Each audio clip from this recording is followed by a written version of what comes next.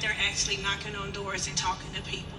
I have walked in barber shops, I've walked up to people in parks and just held a conversation with them and just find out if they're registered, if not, and if y'all have the tools or know where to get registered. You know, guys, that's the ones we need, the ones that's not registered. We need to get them registered because everybody already raised their hand, so we know you're going. So that you need to commit to at least getting 2 people registered to vote and get them out there, and that's going to make the difference for us. No, I was just going to say, I know we doing a call to action, but I cannot skip over Andrew and what you said. And I don't know how many of you were thinking along the same lines as I was when Tiffany talked about the disenfranchisement that he has suffered with no conviction. Now, for those that believe that Donald Trump is like us, Kendrick Lamar got a song for you. They not like us.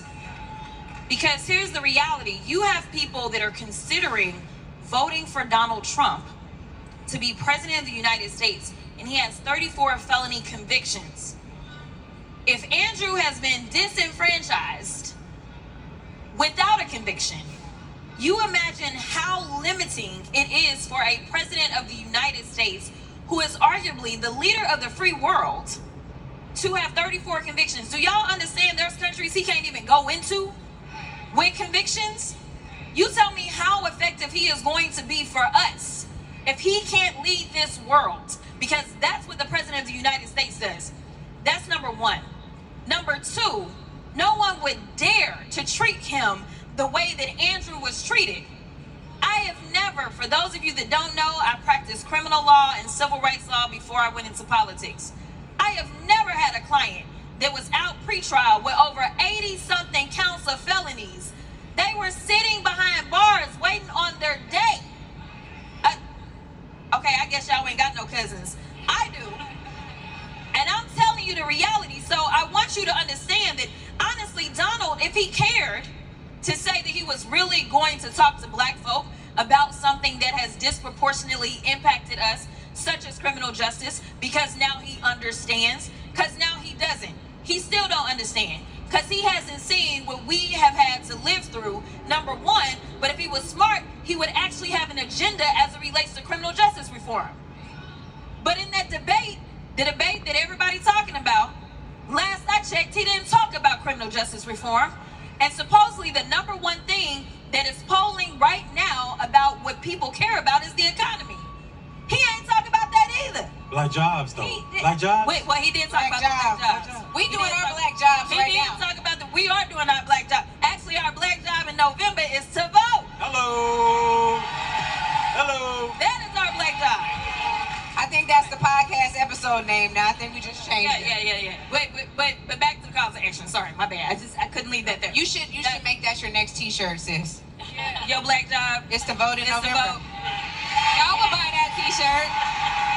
You said something now. All right. You don't even need to give me no money on it. That's all you. Yeah, it's on you. Listen, because you know it's all going to donations, because I got to stick to my government Well, also, because if you tried to take the money, they'd probably try to charge you for it. Yeah, they would try to charge me. You know, anyway, they do all kinds of stuff. I can't do it. I ain't Clarence Thomas. But nevertheless.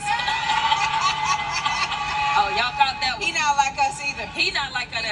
He not like us. I'll see walk on that one. And that C ain't for Clarence. Carry on. So calls to action. Number one, there are spaces that we just cannot infiltrate. Right now, all of the data shows that let me just ask y'all, how many of y'all have a group chat? Whether it's your line sister group chat, your whatever it is. We all have these group chats, and they are safe spaces. Your family group chat, those are places that we can't infiltrate. And honestly, you are a lot more influential than any politician will ever be. I can talk until I'm blue in the face, and people are still going to say that I have an agenda. I do have an agenda, and my agenda is y'all. But nevertheless, somebody is going to believe that I have something else going on. So I need you to tell your stories. One of the things that I do, I was able to talk to Omega Psi Phi as well as Delta Sigma Theta. And both of them are organizations where you've got to go to college. The numbers show that if you go to college, chances are, if you black, you had to take out student loans. Anybody in here ever had a student loan? Okay. So one of the other things that I asked is I ask in those rooms, how many of you have had your student loans relieved under this administration? Is there anyone in this room? Thank you. I got some amen. Good amount of hands. Can you guys stand up? I think this would be good to have this on the podcast. Wow. Look at that. Oh my goodness. Wow. All right. Wow. So let me tell y'all something. Y'all know why I can ask that room or ask that question in a room full of black college educated people? It's because I know my team. I know the numbers. There has been $157 billion worth of student loan debts that have been relieved. And people complain, no, that's a clapping moment, for real. Because while some people talking about a $1,200 stimulus check, some of y'all done got 6 figures off your back. So if you she stood up and waved. So hey, yell your number. What's your number? So $178,000.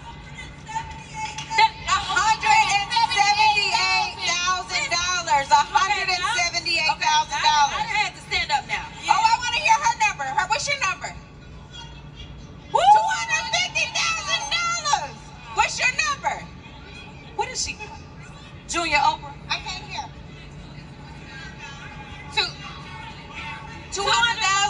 200,000. Oh, 170. Wow. 137. Wow. 165. That's a good. Look at you. Okay. What's it? Two. I'm doing what I'm doing. Okay. 270,000, she said. Angela, not 1, 2. 270. Now let me tell y'all something. I'm still in my feelings, so I don't want y'all to keep throwing these numbers out because my student loan debt ain't that high and it ain't been relieved. Listen here. But here's the deal. Like in all seriousness, one thing we don't like to do as black folk is talk about money. But if people can sit up here and act as if Trump gave them a stimulus check, which I want to correct the record, y'all need to holler at Auntie Nancy. Nancy Pelosi, who was the Speaker of the House, was the one that originated the bill, and it got through the Democratic House, the Democratic Senate, and all this fool did was slow down the checks because he wanted to put his name on them. That's number one. That's number true. 2, it was more than one stimulus check. There were a total of 3. The other 2 were signed by none other than President Joe Biden. So if you want to say that you happy about stimulus checks that ain't coming back, let me put that out there too. Number 1, you need to thank a Democrat. Number 2, if people can get up and talk about how they got a $1,200 check and it came from Donald Trump, every single one of y'all that had 170,000, 270, 250, whatever it is, if it's $5, I'm gonna need y'all to go tell somebody. Because when people are talking about this administration has not worked for black folk, as I can see it, they are working for black folk. Now let me tell you, and the reason that this matters, because we are at the Global Black Economic Forum. It's because this is how we build wealth. I know that costs are still high. This is why you need to make sure that the Democrats are running the House, the Senate, and the White House, because we get it. I know y'all get mad because they get out there and they say things like the economy is great, it's great, it's great. I get it. They talking numbers, but I understand housing costs are still high. I know that the interest rates are still high. We don't set those, the president don't set those, but we have a plan. It's a plan that includes a stimulus. It's also a plan to be more aggressive on these student loan debts because we know that black folk have been disproportionately impacted. This means that you can get the home ownership you need to build that generational wealth. So while somebody want to talk to you about $1,200, I'm gonna need y'all to talk to them about some real dollars that have changed y'all's lives. And while that food may cost more, you got more money in your pocket to buy. Okay, so here's the thing. Now, I am very grateful for everything Representative Jasmine Crockett just shared. I just want y'all to know that the campaign is finally ready to advertise on our program, and so we can just say from now, this point forward, that's Joe Biden, he approves this message, because that was a whole campaign ad. So now maybe, y'all, we can get out of that host read they want us to do, because Jasmine definitely just had a whole advertisement for them. So that's it. Record that, tell that. I think they are recording it, AG. But I also want to just say, in this close, as we get ready to close, Tiff and Andrew, I'm going to come back to you.